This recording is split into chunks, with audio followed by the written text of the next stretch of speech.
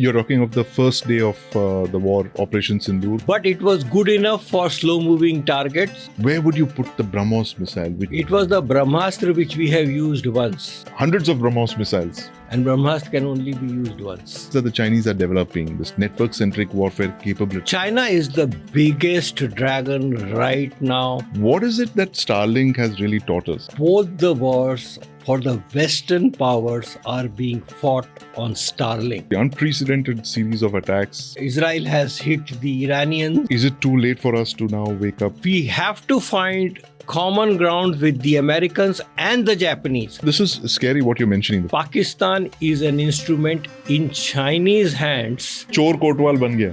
हाँ, चोर कोतवाल उल्टा चोर कोतवाल को डांटे. You have to give credit to Prime Minister Modi's government. Technology transfers do not work.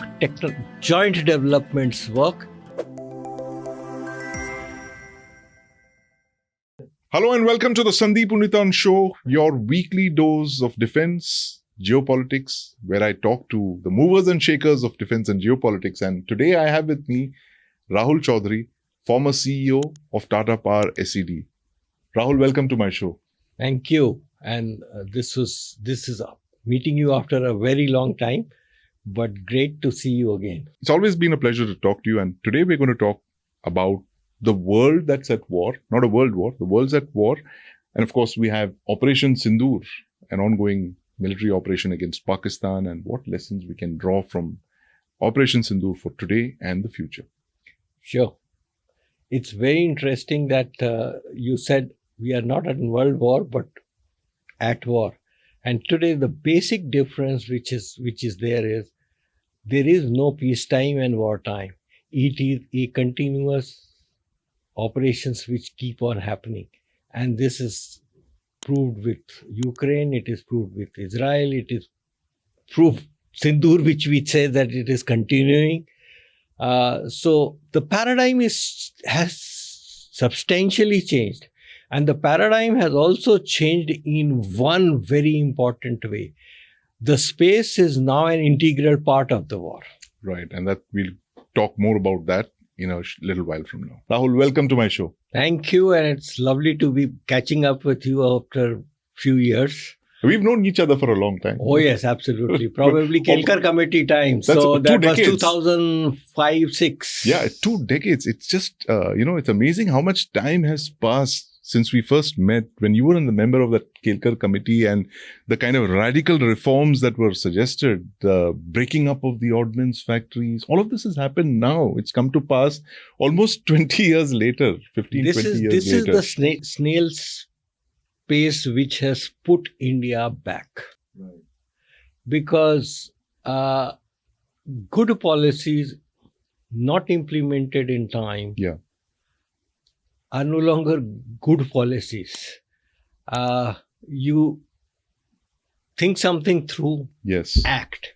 If you do not act in time, you will then rue the day and then try and do catch up, right, and say those were good days. That's right. And today we have reached that space, Right, where we have really achieved something remarkable after Manohar Parrikar put a lot of things together in the defense ministry.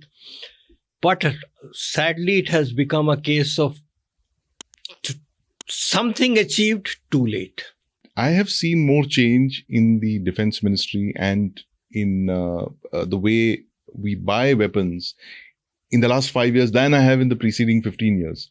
But of course, there's lots that needs to be done. I mean, you have to give credit to Prime Minister Modi's government, or the rate of change in defense indigenization has changed dramatically in the last 5 years. But absolutely, since you've been watch this very carefully, this space, what is it that you think that the government, what else do they need to do?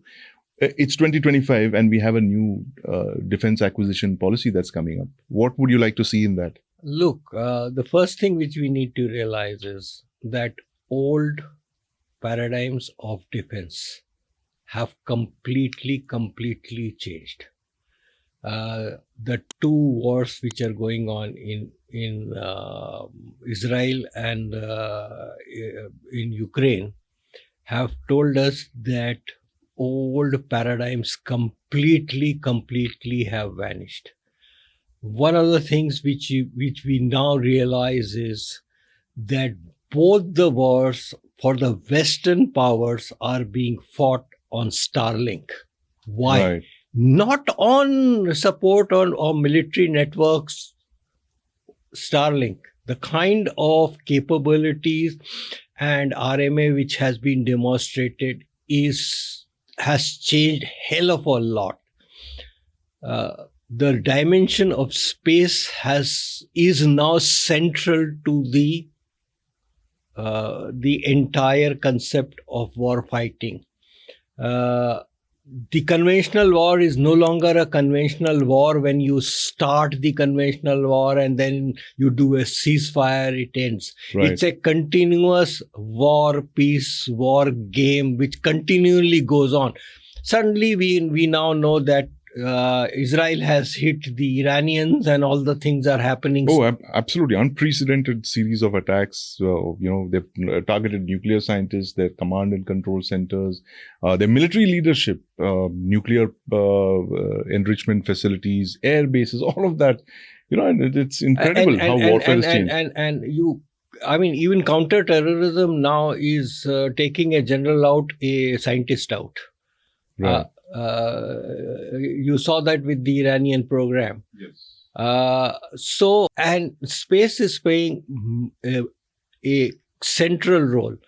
Another very important piece which people do not realize is that so-called stealth, which was after network-centric capabilities became important. Right. The other very critical piece was stealth. But stealth only works in one direction. Yeah, but before stealth, Rahul, I want to go back to Starlink, that point that you made. I'm aware of the fact that you are, a telecom engineer. You came to India with AT&T many decades ago. So this must delight you, the fact that, something that you trained on is now becoming, a reality and is part of combat. It's part of network-centric warfare. What is it that Starlink has really taught us when you look at Russia, Ukraine, about the safety of data links, the seamless ability to communicate on the battlefield? What are the big lessons for India from Starlink, particularly in Russia, Ukraine? Look, I don't have any specific information on Starlink per se. Whatever is there is on the internet. And I have read that Russia tried to jam Starlink. Right. And because the Starlink has so many satellites, they can communicate satellite to satellite. When the offense from the Russians came and they moved certain satellites to jam their network out, right, they could move from satellite to satellite, and the Russians very quickly realized within 45 minutes that this network is completely differently architected. It cannot be blocked with traditional kind of capabilities because it has a throughput which is much larger, and it can go from satellite to satellite. So you come to one part of the satellite, it uses another direction. Right. It goes out to another satellite, and because these satellites are in very, very close proximities, you don't get the same kind of satellite delays as you get from the geostationary satellites. So the capability is huge. It's a large bandwidth capability. On large bandwidth capabilities, you can run network centricity in a very different way. Algorithms can be done very different way. And there used to be something called Link 16, which was the NATO standard, which was running at 16 kbps, Mbps, and then it became a 64 Mbps network. And that gave the network centricity. This is 1,000 times bigger than that. And the way it gives the flexibility to the planners. I mean, I again have no direct information, but the way the entire attack on the Russian air bases were coordinated, the network used, I wouldn't be surprised if Starlink was somehow used by the planners of Ukraine who have access to it. Right, right. So to attack all those bases across time zones, 4 and 6 time zones. 4 or 6 time zones. Right. I mean, that's astounding. So, I mean, where are we, Rahul, with our satellite constellation? You're talking of a very modest defense satellite network. We have about a dozen satellites. We're planning to go up to about 50. Is that sufficient for our requirements? Well, 14,000, 15,000 satellites versus today, America, and thanks to Elon Musk's SpaceX. Yeah. I mean, they have launched, they believe almost 1/10 or 1/50th for each launch, and they put 50 satellites out, 60 satellites out. Elon Musk is a guy who really works on its companies on costs, Right. bring the costs down. And I'm pretty sure their costs are 10 times lower than what their price is. Right. So, I mean, America has an advantage today if it keeps on leveraging that capability and technology. We are still living in that old world, that military networks and military communication is different. The entire success of the Chinese ODL capabilities probably has come out of their mastering the 5G network and using the synchronization piece of 5G network into their ODL or the Operation Data Link. And I won't be surprised because Baidu is their own network. Their P-15 may be talking directly to the satellites. It may not even be jammable anymore because if you are looking up and all in EW, direction matters. You're talking of the first day of the war, Operation Sindoor, where the air battle I mean, between the Pakistan speed Air Force at which the OODA loop has closed, right. I do not believe. One thing which has come out again on the internet, that their ABC tech capabilities, which means that the ground systems ground radars have been included. Right. The traditional view was that a beyond the visual range is launched, an AWACS comes in. They have a Swedish AWAC, and I don't think that directly came into place. Something really fast happened to take down, if they have taken down planes. A certain number of aircraft, of course, if it has happened, then I am absolutely sure that there was a very, very fast acting OODA loop integration which was in place. You know, talking of data links is very interesting. When I met you way back then, we started talking about our own data links that you were working on, two very key projects, the TCS and the BMS, and that's the Tactical Communication System and the Battlefield Management System, both for the Indian Army. And these were meant to integrate all the assets. It sadly never came to pass. I think both projects were scrapped. The Indian Army was very sadly CI ops oriented. CI ops oriented, these are military capability. What are CI ops? And we are paying the price today. Is it too late for us to now wake up and fight those? Your paradigm has shifted so much. I mean, you have to do the catch up. You have to do the Akash Tir, which probably was integrated, the L-70s, etc., on a basic level. The ISCCS and Akash Tir, which basically worked well against the slow-moving drones because their integration is not as tight as the ODL loop which the Chinese have demonstrated. Right. But it was good enough for slow-moving targets, was a big success in Operation Sindoor right now. But the speed of the technological capabilities and speed at which these networks have to act is in nanoseconds, it's not in milliseconds or not in seconds, which is what we are right now talking about. Interestingly, even the Americans are not that great at this technology. They are way ahead of us. Yeah. But they would need these technologies if we have to integrate they have to be integrated with manpower being a crucial piece of working. It's like the Y2K kind of a scenario. We have to find common ground with the Americans and the Japanese, because these are the two people. Japanese, because they are just across few hundred miles from the Chinese. We have few more, and we have protection of Himalayas and little bit more distance. Right. I think we have to find a way of working with them. If we do not, it's not a question of capability. It would be a win-win for everybody. And China is the biggest dragon right now, which will not let India sustain its peaceful development. Right. There is no partnership with China possible.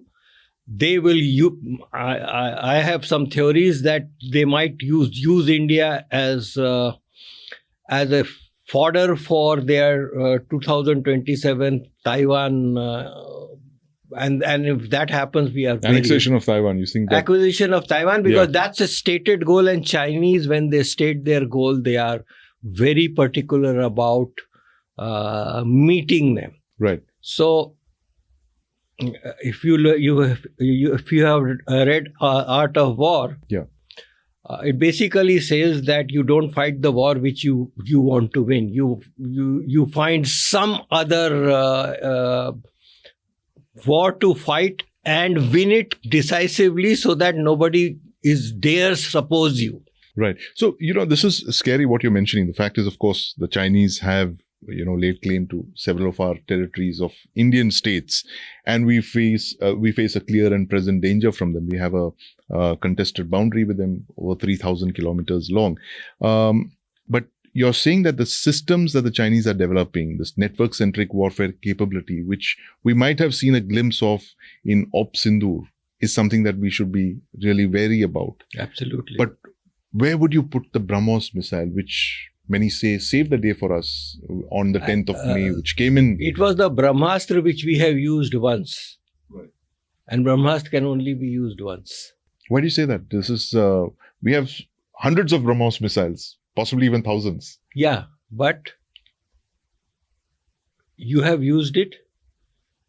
I don't know if the integration, if the entire Chinese might of their network centricity integration was made available to Pakistan. Right. Second, Brahmos is primarily a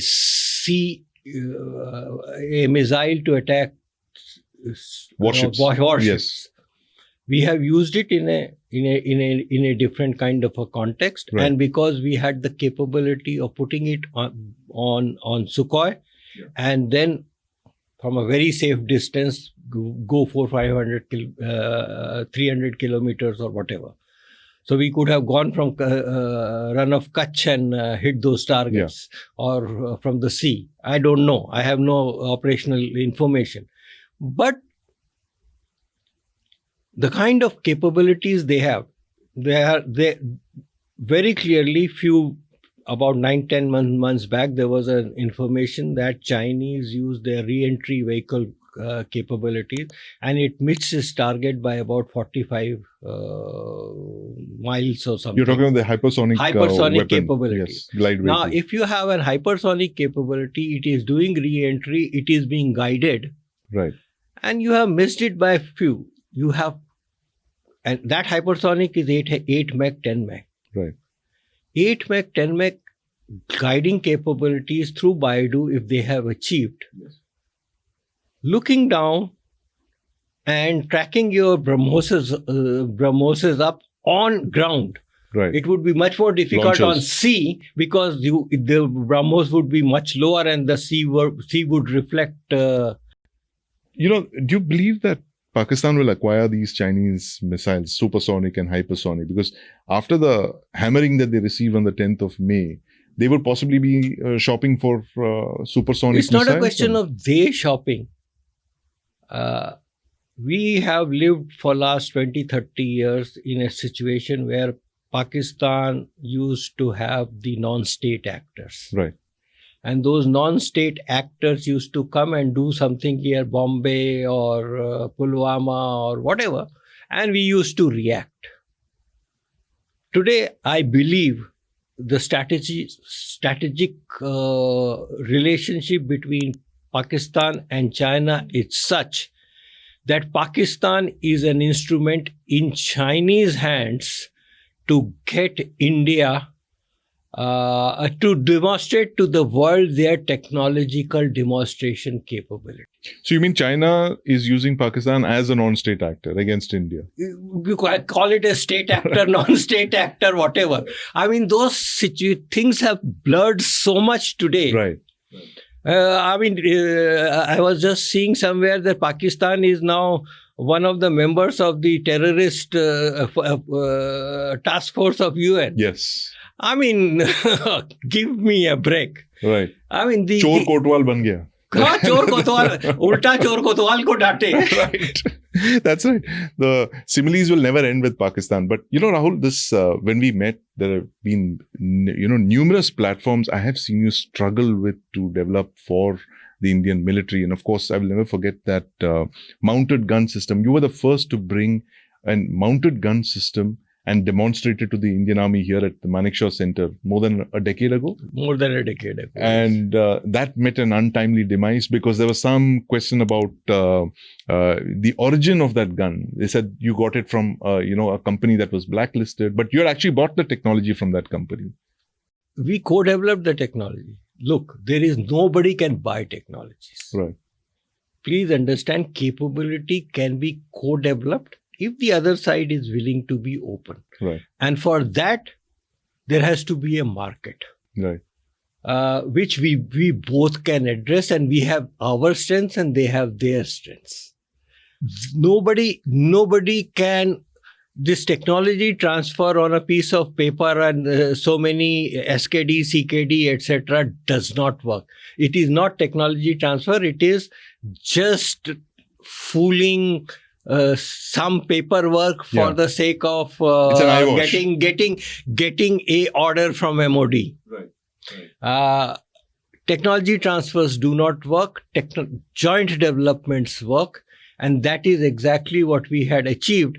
Unfortunately, India did not realize the advantages, but we realized the advantages, Tata Power SED, because what we learned finally allowed us to move on to ATACs, and ATACs development would have not been possible had we not learned some of the tricks.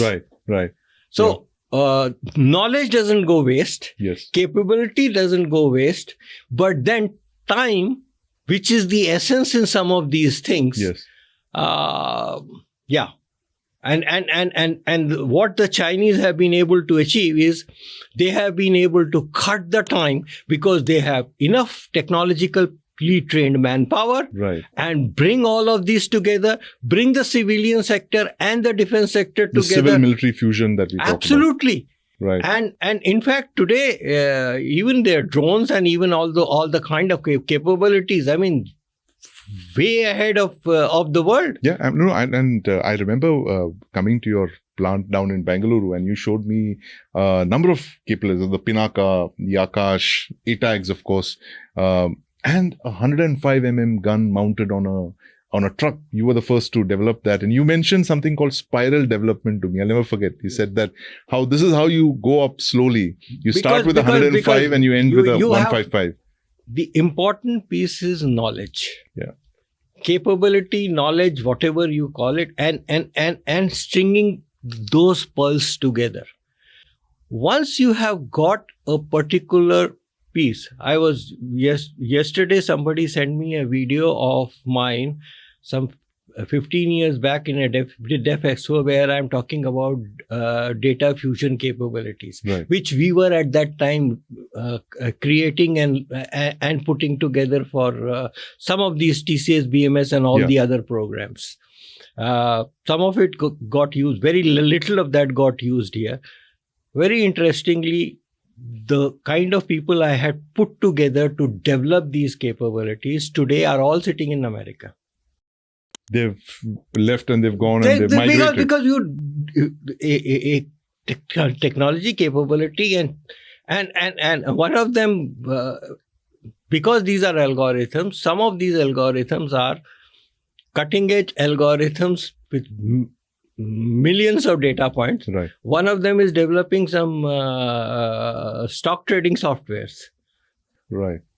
Because at the end of the day, it's millions of points and data which you have to then put together and then come up with a... It doesn't matter if it's civil or it's military or... one of them is doing cars, automated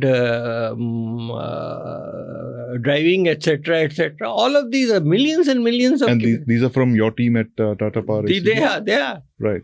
Oh, what a loss. So, the problem is that in this country, we do not understand that I have heard this time and time again. Private sector does not invest in defense R&D. Right. Please understand, nobody invests in defense R&D unless and until, or any R&D unless and until it shows a path to market. Right. Here it's a monopoly, path to market is one. The kind of defense R&D engineers you need are easily a $200,000 to $250,000 worth of resource for that company to sell it into the foreign market. Right. And they would be lapped up, probably 400,000 a year. You keep on coming back and saying that Indian industry does not do in R&D, where, till very recently, for services export, we had tax-free. Right. And Indian defense industry used to pay taxes. For your exports? For not exports, but for selling into government. So right. if you made a profit, you would still be taxed. Right. So, where was the incentive piece? And also, the biggest problem is the product-centric approach. You are looking for a product, going to the Google and downloading 10 specifications and all putting together. There was in 2016 a DPP which came out which had enhanced parameters, and I had on that very day sitting with the deputy chief at that point of time in a DEF Expo said, this will never be used in India. Not a single product will ever come through. So, explain this. So we were talking about this a while earlier about the need to move on from a product-focused approach to a capability-focused approach. What's the difference? You have taken your DPP after the Kargil war. The defense procurement procedure, entire concept from the Americans. Which teaches you how to acquire weapons in for time. The military. Yeah. The most important piece is the capability definition or the project definition phase. We have absolutely zero of that. It has been reduced to a GSQR kind of a thing which has to be done in 3 months. If you do not define the capability is the crux. What you want that to do, you may not have technologies. And Americans very clearly that there are engineering limitations that something cannot be achieved. Now what best can be achieved is brought in. There are DARPA projects which are done to improve the technology capabilities. A project designed to fail. Right. Not designed to succeed. Because in India, if you do not succeed, you are dead. Project designed to fail. Capability enhanced to next level. Right. And then backward fit it into your platforms so that your mission objectives can be achieved. Right. Your mission objective has to be looked into a 30-year time frame. You may not have the technology capability, you may not have the engineering capabilities now, but it can come. If you give up on that very basis and then keep on looking at products. I mean, in a small way, in emergency purchases, you did look at capability and whatever product, how best it can do. You will change your capability to meet that. Right. Whatever is available. Right. Because it meets for 90% of my requirement. I will take it and change my operational doctrine. Unless and until you have that dialogue and you have that capability, you will not be able to achieve things in this fast changing world. Right. The world has moved on to a level that the old paradigms do not hold. And one of the biggest old paradigm which does not hold anymore is this ability to do stealth. Why? I thought stealth is an evergreen kind of. It will always be there, right? It is always be there in one direction. Right.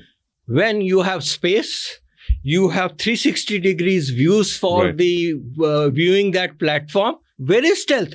A stealthy platform is not stealth from all directions. So you're saying, let's take, for example, the J-35. We were just talking about it because one aircraft landed in Trivandrum just a few days back. Can a J-35 be seen from space by a satellite? I have no idea, but laws of physics says it should be. Because it has not been designed from being stealthy from the top. From the top. I mean, how can you design something to be stealthy from all directions? So this is only for ground-based radar and to hide from aircraft radar. I mean, laws of physics tell me that it should be visible. I mean, sorry, I have no classified clearances that I would be able to tell you that. But laws of physics tell me that it is being designed and optimized in one direction. And therefore it would be... in that direction, in the direction of his flight, in the direction of his, maybe 180. But whole... Not from above. Whole 360 and a whole bubble of 360, I don't think, I would be very surprised if it can be achieved. So what are the 5 things, Rahul? I mean, since we're coming to the end of our very interesting discussion, I must ask you this. What are the 5 capabilities you think that India must go hell for leather in the next decade? I'm taking off from where you said we don't have a lot of time when it comes to China, right? They are gaining on us in a number of areas, and areas that we thought we had an advantage might not be the case. So therefore, what must we do in the next few years? What are the 5 capabilities you think we must The first is we have to achieve a military industrial alliance with Americans and the Japanese. It would be a win-win. Probably they don't have capabilities because they don't have the kind of manpower to test some of these network-centric new generation capabilities and etc. And AI, which is again, AI will require a hell of a lot of testing. So somewhere we have to find a political will, and you today cannot have this, I will be self-reliant in every sense. Look, there is a gorilla already on your door. Right. So you have to find a political compromise, eat an humble pie, and find something with which you can work together. And it will have to be multidimensional. It will have to be in space. It will have to be in lot of trust has to be built, and the capabilities have to follow. And the concept of manufacturing, which is again changing to from distributed to one place, robotics coming in, which is called the Gigafactory. Again, Elon Musk's concept. There is hell of a lot of synergy between America and us and Japanese if we work together. So that's number one. That's number one. Number two, we definitely need next generation Brahmoses Right. and some kind of a cheap platform, maybe which can take off from the sea with a Brahmos. I don't need a Rafale or any of these.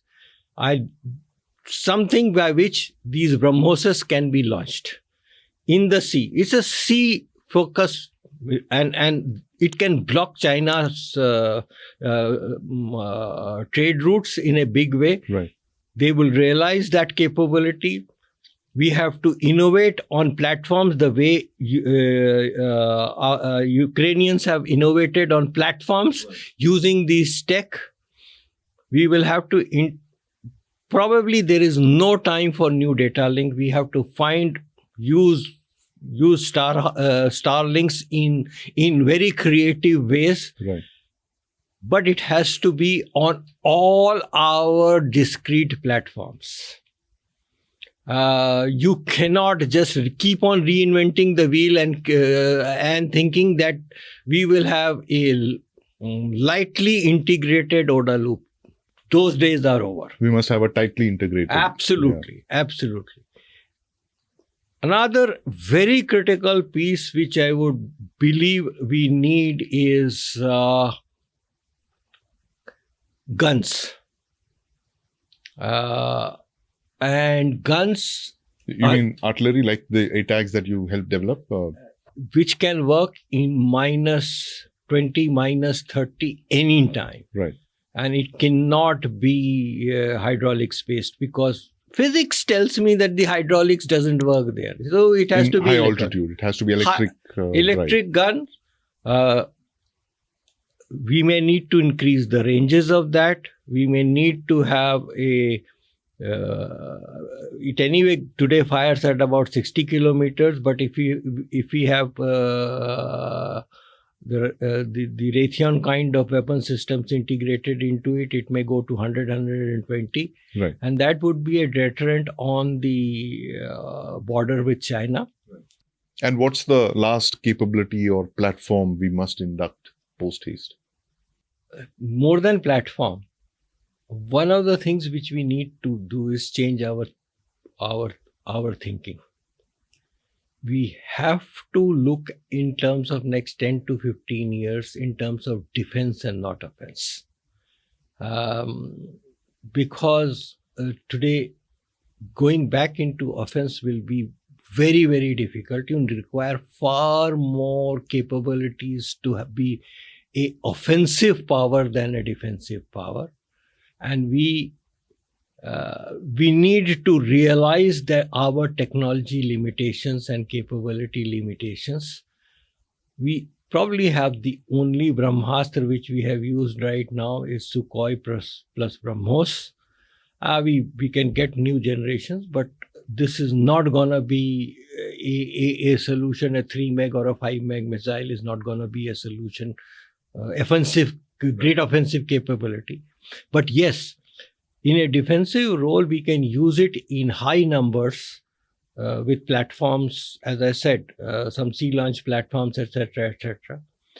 But think of creating capabilities for defending and holding our ground. So that's one change of thinking which is required. And then capability-based development instead of this product-based product acquisition-based development.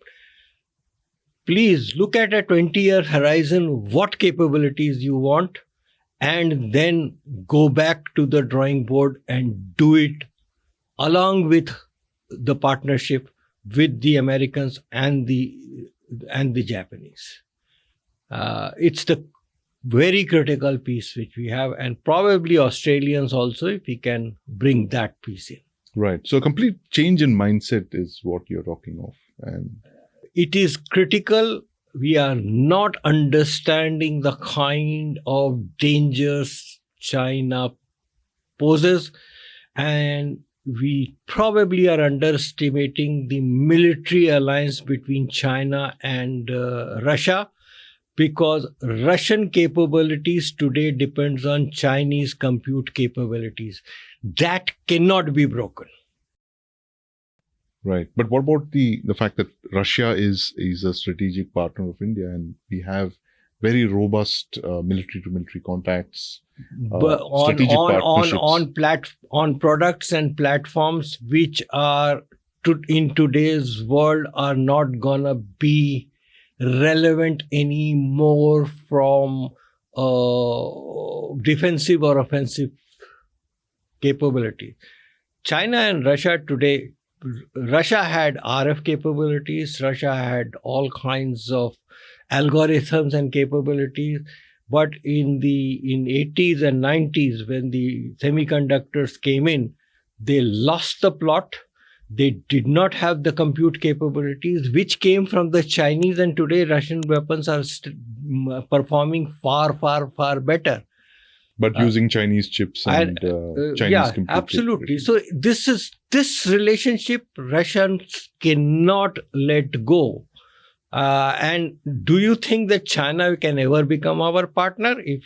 Then I will beg to differ. So strategically, you have no option but to go with the Americans and the Japanese and the Australians for a strategic reason. If we can achieve that will be a win-win for them, because the kind of technological manpower and resources which India can contribute in that relationship is huge. And it is not only civilian, it's also going to be non-defense, because that spectrum has also merged. Right, absolutely. The spectrum has also merged. Rahul, very interesting speaking with you. This whole SWOT analysis that you've given us, ground to space, if I may say so. It's a full spectrum of threats and, of course, opportunities as India, heads into the 21st century.